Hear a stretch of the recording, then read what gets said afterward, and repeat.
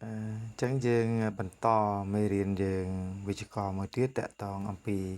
ការប្រើប្រាស់ have ហើយនិង has យើងបកថាមានណាចឹងមាននេះខុសពីយើងរៀនលើកមុនខុសពី there is ណា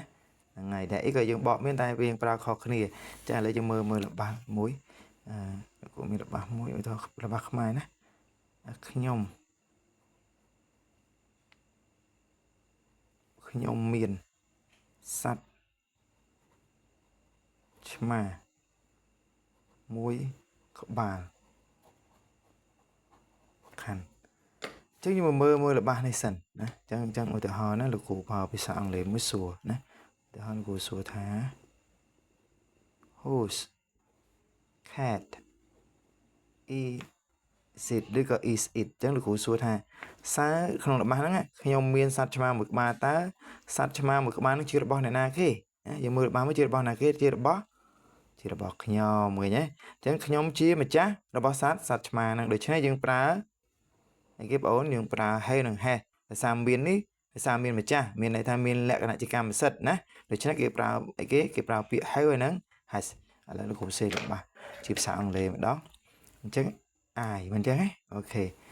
តោះមកយើងដាក់អីគេសិនបងអូន cat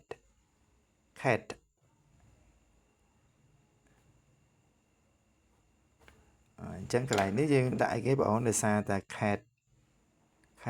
វាជាអីគេបងអូនជនជាតិដូច្នេះយើងប្រើអញ្ចឹងកន្លែងនេះយើងប្រើ I ប្រើជាមួយនឹងអី have ហើយ complete full stop បញ្ចប់ណាអញ្ចឹង I have a cat អញ្ចឹងខ្ញុំមានសត្វអីគេបងអូន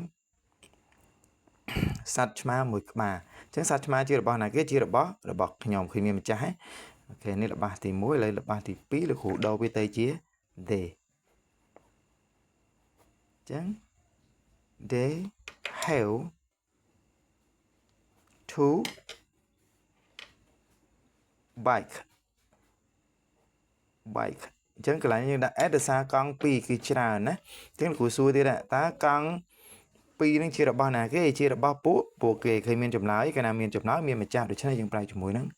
have ឥឡូវលោកគ្រូដូរវាទៅជា she ម្ដងអញ្ចឹង she apple នាងមានផ្លែប៉ោមមួយផ្លែអញ្ចឹងកន្លែងនេះដោយសារ a បញ្ចប់ដោយ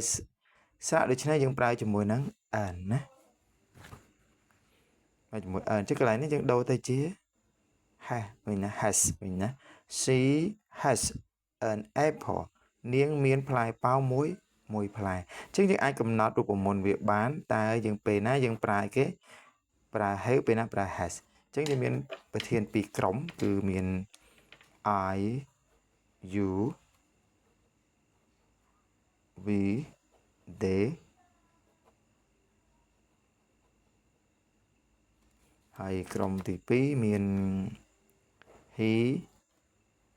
she ហើយនឹង it ណាអញ្ចឹងយើងអាចកំណត់បានយើងមើលខាងលើឧទាហរណ៍យើងឃើញថា I និង they ប្រើជាមួយនឹង have ដូច្នេះវានៅក្នុងក្រុមនេះអញ្ចឹង I you we they ប្រើជាមួយនឹង have ហើយនេះប្រើ she វានៅក្នុងអីគេ has អញ្ចឹង she វានៅក្នុងនេះណាមានន័យថា she នឹងប្រើជាមួយ has ណាអញ្ចឹង she នេះវានៅក្រុម he she it ដូច្នេះយើងប្រើជាមួយនឹង has អញ្ចឹងបញ្ជាក់ឡើងវិញណា I you we they ប្រើជាមួយ have he she it ប្រើជាមួយនឹង has អញ្ចឹងខាងក្រោយវាបូកអីគេបងអូនខាងក្រោយវាអញ្ចឹងខាងក្រោយវានេះវាសិតតែជានាមអញ្ចឹងប៉ុន្តែដោយសារវានេះជាកម្មវានេះគឺជារបស់គេរបស់ខាងមុខនេះដូច្នេះវាคล้ายទៅជាគេបងអូនកម្មបត្តិ object ណាអញ្ចឹងយើងដាក់មក object ហើយយើងដាក់ full stop មួយខានណាអញ្ចឹងមានន័យថាយើងប្រើ I you we they បូកជាមួយ have បូកនឹងកម្មបត្តិនេះកម្មបត្តិជានាមណាហ្នឹងហើយ he she it បូកជាមួយនឹង has បូកនឹងកម្មបត្តិដូចគ្នាដែរអញ្ចឹងយើងអាចបញ្ជាក់បានណាតើពេលណាយើងប្រើ have និង has អញ្ចឹងយើងដាក់មក use ការប្រើប្រាស់អញ្ចឹងយើងដាក់មកយើងប្រើគេបង have ឬ has សម្រាប់អីគេបងសម្រាប់និយាយអំពីអ្វី vậy vậy nó vui châu thằng thằng mà nơi sát và thâu ấy nó không được đâu vậy đại ghép ổn đại dương miến chia cam sật đại dương miến chia cam sật chứ mình này ta dừng pra hay rằng hé sầm rạp dây ở vậy đại dương miến chia cam sật cứ dừng pra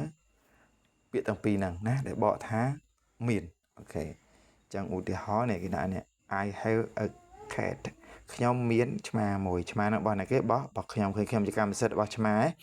ហើយទី2 she has an apple នាងមានផ្លែប៉ោមមួយផ្លែប៉ោមរបស់អ្នកគេបោះនាងជាម្ចាស់កម្មសិទ្ធិទៅលើផ្លែប៉ោមណាអូខេអញ្ចឹងមេរៀនយើងប៉ុណ្្នឹងឯងណា